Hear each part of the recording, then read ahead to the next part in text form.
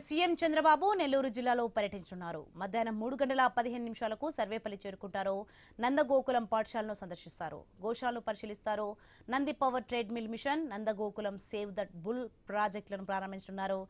ఈదగాలిలో Vishwa Samudra bio energy ethanol plant ప్రారంభోత్సవంలో CM పాల్గొంటారు.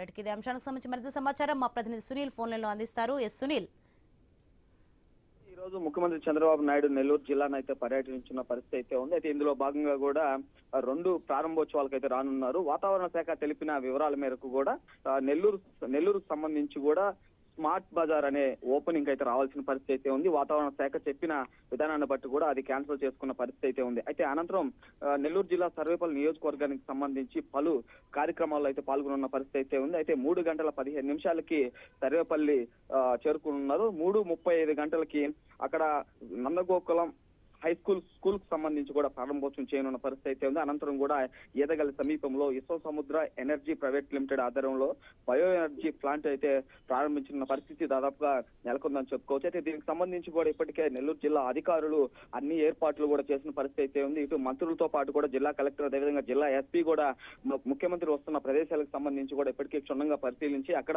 ఎలాంటి అవాంఛనీయ సంఘటనలు జరగకుండా ఏర్పాట్లు కట్టుదిట్టంగా చేసిన పరిస్థితి దాదాపుగా నెలకొందని చెప్పుకోవచ్చు. అయితే సర్వేపల్లి నియోజకవర్గానికి సంబంధించి మనం ప్రధానంగా చూస్తే 310 కోట్ల రూపాయలతో కూడా ప్లాంట్స్ అయితే ఏర్పాటు చేశారు. దీని ద్వారా ప్రత్యక్షంగా పరోక్షంగా కూడా దాదాపుగా 1000 మందికి ఉపాధి దొరుకుతుందని ఇప్పటికే జిల్లా అధికారులు అయితే చెప్పారు. దీనికి సంబంధించి కూడా మంత్రులు ఆనం రామనారాయణ రెడ్డి, అదేవిధంగా మంత్రి నారాయణ కూడా దీనిపై ఇంట్రెస్ట్ తీసుకొని అక్కడ ఎలాంటి ఇబ్బందులు జరగకుండా చూస్తున్న పరిస్థితి దాదాపుగా నెలకొందని చెప్పుకోవచ్చు. అయితే 1:35 అయితే విజయవాడలో బయలుదేరారు. అదేవిధంగా 3:30కి సర్వేపల్లిలో అయితే హెలికాప్టర్ లో రానున్న పరిస్థితి అయితే వచ్చిన అనంతరం కూడా ఈ స్కూల్ ఓపెనింగ్, అదేవిధంగా బయో ఎనర్జీకి సంబంధించిన ప్లాంట్ ప్రారంభించిన అనంతరం కూడా అక్కడ సభ పెట్టి ఆ సభలో ప్రసంగించే పరిస్థితి ఉందని కూడా ఇప్పటికే అధికారులు అయితే తెలిపిన పరిస్థితి దాదాపుగా నెలకొందని చెప్పుకోవచ్చు. Soni, right, thanks for information.